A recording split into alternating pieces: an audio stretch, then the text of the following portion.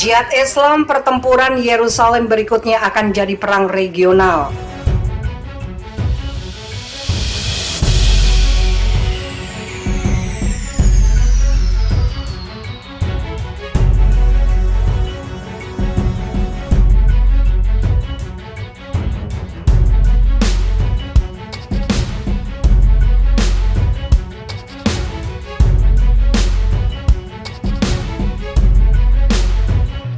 Pertempuran berikutnya atas Yerusalem akan menjadi perang regional. Peringatan tegas itu diungkapkan tokoh senior Biro Politik Gerakan Jihad Islam Khaled Al-Bats. Cukup mendengar 5 pemimpin terkemuka di kawasan itu menyatakan kesiapan mereka untuk membela Yerusalem, tegas Khaled Al-Bats kepada wartawan. Dia menggambarkan pasukan itu mampu mengobarkan perang dan memimpin pertempuran regional untuk Yerusalem. Bulan lalu, Israel membom jalur Gaza, menewaskan hampir 300 warga Palestina setelah faksi-faksi perlawanan menyatakan dukungan bagi warga Palestina di Yerusalem Timur yang terancam dipindahkan secara paksa untuk memberi jalan bagi pemukim ilegal Yahudi. Israel juga telah melancarkan serangan udara selama 2 hari berturut-turut ke jalur Gaza yang melanggar kesepakatan gencatan senjata dengan milisi Palestina. Selain itu muncul ketegangan baru di komplek Masjid Al-Aqsa Yerusalem antara warga Palestina dan aparat Israel. Polisi Israel pada Jumat 18 Juni menangkap 10 warga Palestina saat bentrokan kembali pecah di komplek Masjid Al-Aqsa, Yerusalem. 9 orang terluka ketika pengunjuk rasa melemparkan batu dan polisi Israel menembakkan peluru karet, ungkap polisi dan petugas medis. Seorang reporter AFP mengatakan sekitar 1.000 orang berkumpul di komplek Masjid Al-Aqsa setelah sholat Jumat dengan meneriakkan Allahu Akbar, dan beberapa orang mengibarkan bendera Palestina. Beberapa demonstran melemparkan batu ke arah polisi yang menggerebek lokasi tersebut, papar seorang wartawan AFP. Belasan pemuda mulai melemparkan batu ke arah polisi, ungkap pernyataan polisi Israel menambahkan 10 tersangka ditangkap. Bulan Sabit Merah Palestina mengatakan 9 orang terluka, termasuk 3 orang dirawat di rumah sakit dalam konfrontasi tersebut. Luka-luka akibat pemukulan, peluru karet dan bom bunyi, papar petugas medis. Bentrok itu terjadi setelah warga Palestina memprotes kaum nasionalis Yahudi yang berbaris melalui Yerusalem Timur yang dicaplok Israel pada Selasa. Kelompok Yahudi itu meneriakkan penghinaan terhadap Islam dan meneriakkan matilah orang Arab.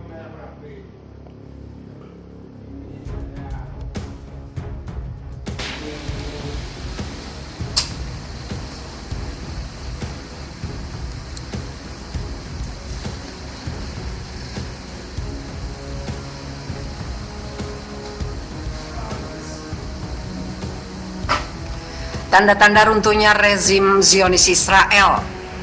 Rezim Zionis Israel menghadapi masalah serius dari dalam negeri sendiri dan Palestina.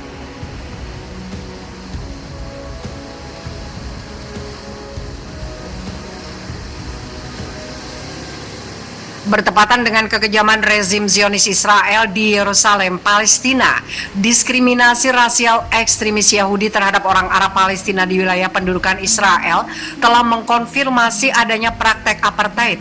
Media internasional dan kantor berita Israel bahkan mengakui adanya serangan-serangan kekerasan oleh ekstremis Yahudi terhadap orang Arab di kota Lat Akri dan Haifa, serta pecahnya kerusuhan di jalanan pendudukan melawan rasisme. Bentrokan antara pendukung sayap kanan Israel dan minoritas Arab di wilayah pendudukan Palestina mendorong pemimpin Israel Reuven Rivlin untuk memperingatkan bahaya perang saudara. Menurut polisi Israel, selain insiden kekerasan di beberapa kota di Lat Akri dan Haifa, insiden rasis juga terjadi di dekat Tel Aviv.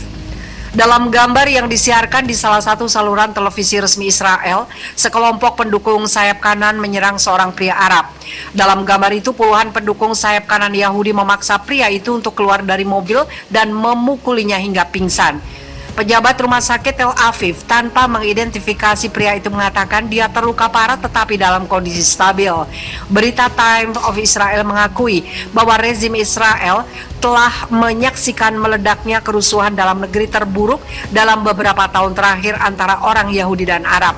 Menurut media, orang Yahudi sayap kanan turun ke jalan melawan minoritas Arab, memukuli orang Arab, membakar rumah, membobol toko, dan menembak seperti orang gila. Netanyahu mengatakan pemerintah akan mengirim pasukan ke jalan. Pemandangan paling menakutkan dari ketidakpercayaan sayap kanan Yahudi kepada para pemimpin Israel adalah video di mana ratusan ekstremis Yahudi di daerah Bethlehem menghancurkan properti Arab dan menyerang seorang pengemudi Arab di dalam mobilnya. Mereka menarik sopir itu keluar dan memukulinya dengan brutal. Akibat kekerasan tersebut, orang-orang Arab bereaksi. Sinagog dan toko-toko Yahudi dibakar dan seorang Arab ditembak mati.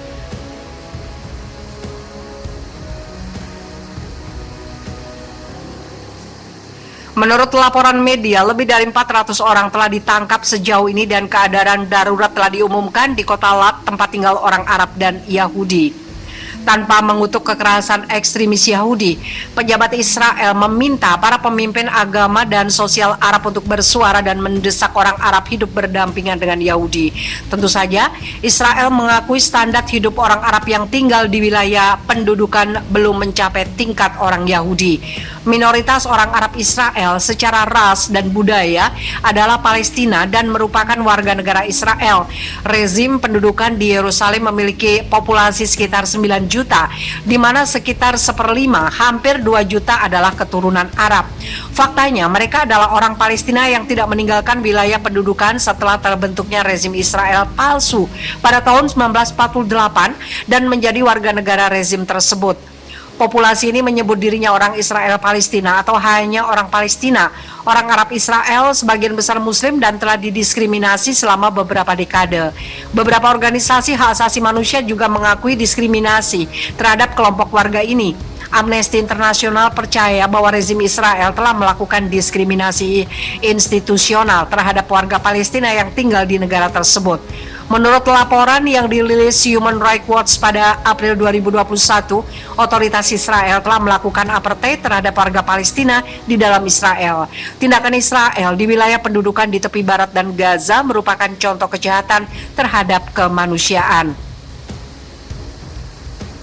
Warga Arab Israel mengatakan pemerintah terlibat dalam perampasan tanah mereka dan menuduh pemerintah berulang kali mendiskriminasi mereka dalam mengalokasikan dana negara. Di antara diskriminasi tersebut, Undang-Undang Kewarganegaraan memberi ruang orang Yahudi hak untuk mendapatkan kewarganegaraan dan paspor, tetapi orang-orang Palestina yang telah beremigrasi atau dideportasi tidak memiliki hak ini jika mereka kembali.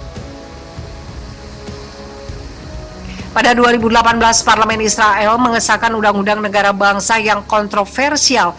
Di bawah hukum ini, bahasa Arab kehilangan statusnya sebagai bahasa resmi di samping bahasa Ibrani dan dinyatakan bahwa hak untuk menentukan nasib sendiri adalah eksklusif untuk orang Yahudi.